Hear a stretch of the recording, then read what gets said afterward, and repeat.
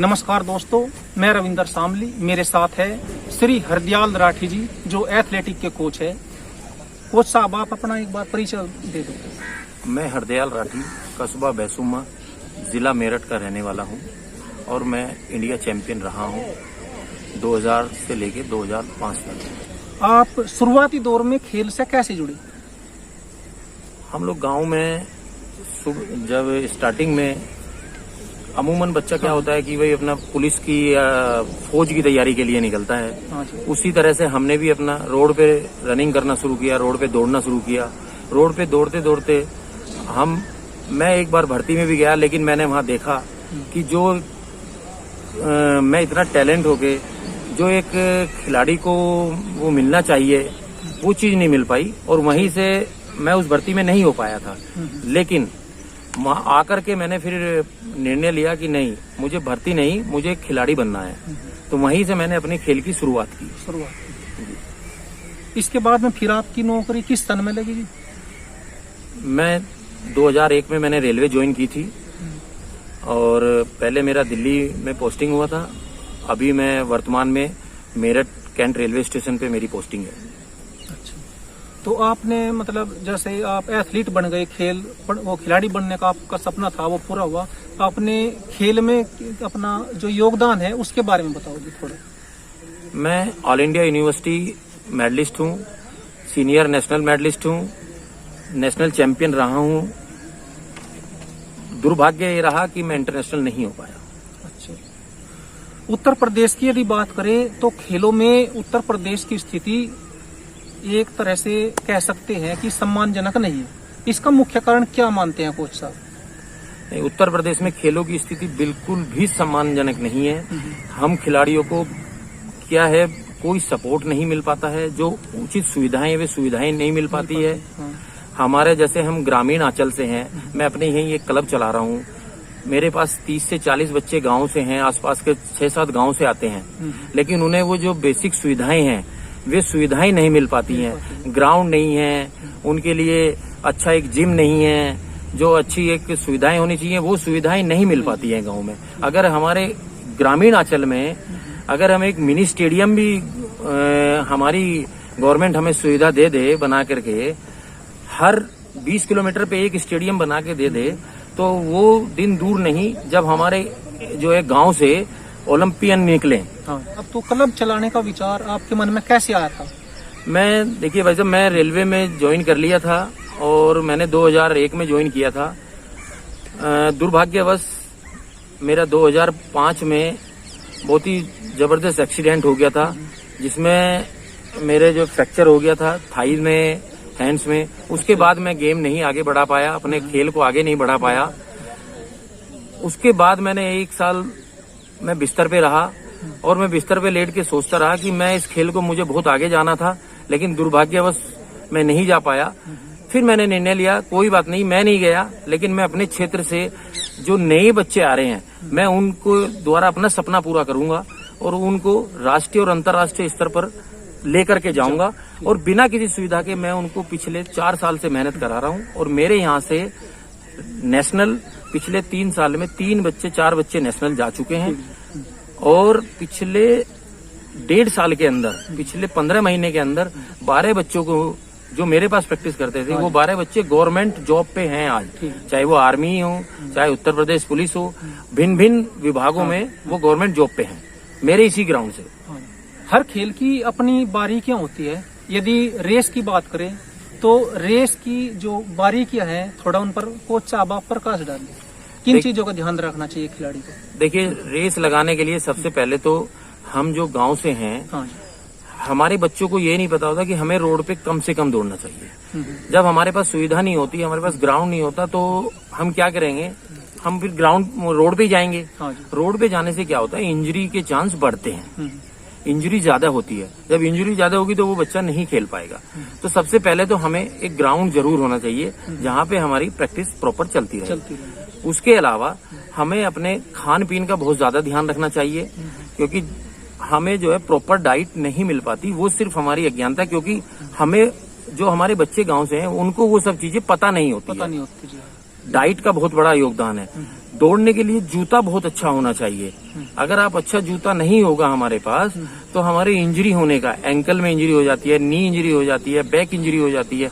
ये बहुत ही महत्वपूर्ण चीजें हैं जो हमको ध्यान रखना चाहिए। ठीक है। तो एक सामान्य खिलाड़ी की डाइट कैसी हो जी, वो उसे क्या लेना चाहिए डाइट में? वैसे तो हम गांव से हैं, गांव में वो सब चीजें हमारे घर में उपलब्ध होती है। गांव का दूध घी इतना अच्छा होता है, गांव के खाने में इतनी ताकत होती है कि हम उसे खा के भी कर सकते हैं। परंतु खिलाड़ी बनने के लिए, आपको एक अच्छा अचीव करने के लिए, आपको अगर नेशनल इंटरनेशनल लेवल पे जाना है तो हमें उससे हटके भी लेना पड़ेगा। हमें अपनी कैलोरीज पे ध्यान देना पड़ेगा। वो सब जो है हमें उस पे बेसिक ध्यान जो है हमारा, वो डाइट पे बहुत ज्यादा ध्यान रखना की जरूरत है।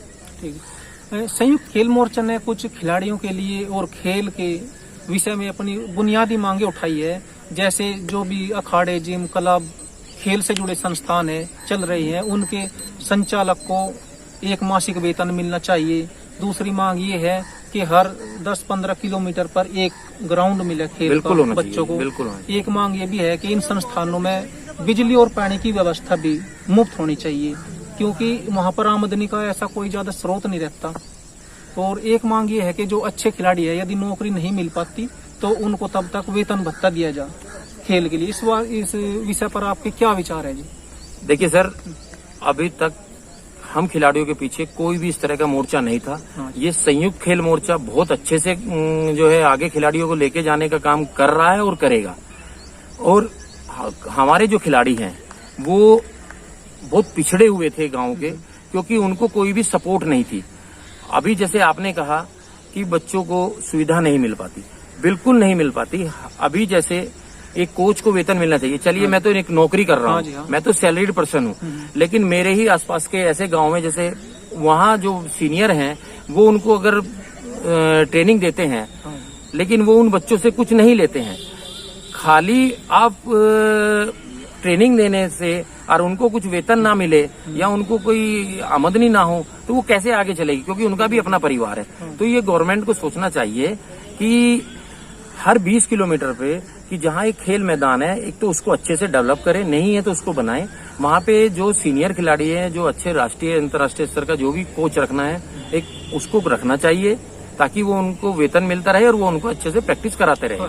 जी, आप एक चीज बता रहे थे कि जैसे यूपी की बात करें तो एक खिलाड़ी थी, वो भी आपके साथ में थी और वो ओलंपिक तक गई, लेकिन उसको तब भी यहाँ पर नौकरी नहीं मिल पाई। देखिए ऐसे तो खिलाड़ी उत्तर प्रदेश में बहुत सारे हैं सर। अच्छा। हमारे उत्तर प्रदेश में नौकरी का बहुत अभाव है। हम खिलाड़ी तो तैयार होते हैं उत्तर प्रदेश में, लेकिन नौकरी के लिए हमें अपना राज्य छोड़ के दूसरे राज्य में जाना पड़ता है, क्योंकि हमारे राज्य में नौकरियां नहीं है। और ये नौकरी हर खिलाड़ी को चाहिए, क्योंकि उसे अपना परिवार भी पालना है और आगे गेम भी करना है, तो वो नौकरी उसको चाहिए। नौकरी हमारे राज्य में ना होने की वजह से हमें दूसरे राज्यों में जाना पड़ता है। हमारा खिलाड़ी जो हम तैयार करते हैं उस खिलाड़ी को, उसे हरियाणा, पंजाब, उत्तराखंड अलग अलग राज्यों में उसे जहाँ शरण लेनी पड़ती है, उसे जाना पड़ता है। जैसे आप बता रहे हो गरिमा चौधरी ओलंपियन, ओलंपिक खेलने के बाद भी उसको नौकरी नहीं मिली उत्तर प्रदेश में, तो ये दुर्भाग्य है ना। अगर हमारे उत्तर प्रदेश में नौकरियों का अभाव नहीं होगा तो हमारा खिलाड़ी बाहर नहीं जाएगा, वो हमारे उत्तर प्रदेश में रहेगा, उत्तर प्रदेश में ही काम करेगा। और जब वो अपना खेल छोड़ दे चुके होंगे, जब वो सीनियर हो जाएंगे, खेल से अपना संन्यास ले लेंगे, तो वो आगे नई पीढ़ी को फिर लेके आएंगे, वो ध्यान भी देंगे खेलों पे। अच्छा, तो फिर गरिमा चौधरी को कौन से राज्य ने दी थी? हरियाणा राज्य। हरियाणा। देखो कि यूपी की खिलाड़ी थी, यूपी के पास इतना बड़ा राज्य है यूपी के पास में नौकरी नहीं थी देने के लिए, इसके बाद में उसको हरियाणा सरकार ने अपने यहाँ पे नौकरी दी थी। तो ये दुर्भाग्य की बात है इस राज्य। बहुत संघर्ष करना पड़ता है सर। अलका तोमर को सब जानते हैं। हाँ जी। अलका को इतना संघर्ष करना पड़ा अपनी नौकरी के लिए। बिजली बोर्ड में नौकरी करती है। हाँ जी। और बिजली बोर्ड में उसको अपनी नौकरी बचा के रखने के लिए उसको बहुत संघर्ष करना पड़ा। ठीक है। और जब उस समय अगर हमारा उस अर्जुन अवार्डी है होने के सब, जब अर्जुन अवार्डी होने के बाद भी उसको संघर्ष करना पड़ा अपनी नौकरी बचाने के लिए। अगर उस समय हमारे साथ कोई खेल मोर्चा जैसी ऐसी कोई संस्था होती तो शायद वो खिलाड़ी, वो संस्था उस खिलाड़ी के लिए लड़ती और वो खिलाड़ी अपना खेल को आगे जारी रख पाती। उसको अपना खेल छोड़ना पड़ा क्योंकि उसे अपनी नौकरी बचानी थी। नौकरी बचाने के लिए उसे दूसरी चीजों पे ध्यान देके खेल छोड़ना पड़ता है।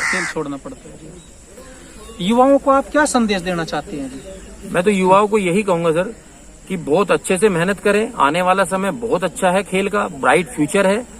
हमारे साथ खेल संयुक्त मोर्चा भी लगा है, हमारी सरकार को भी जागरूक करने के लिए संयुक्त खेल मोर्चा मेहनत कर रहा है, हमारी सरकार से भी मिल रहे हैं, मेहनत करता है, उसका रिजल्ट जरूर आता है। मेहनत करे, जहां भी एक अच्छा कोच है जिसको जानकारी है उसके अंडर जाके ट्रेनिंग करे, न कि किसी ऐसे के जिसको पता ही नहीं है कि कैसे ट्रेनिंग करानी है, कैसे उसको रनिंग करानी है, क्या शेड्यूल है, क्या एक्सरसाइज करानी है, उसको कुछ नहीं पता। उसके पास आप ना जाकर के अपना वो खराब ना करें।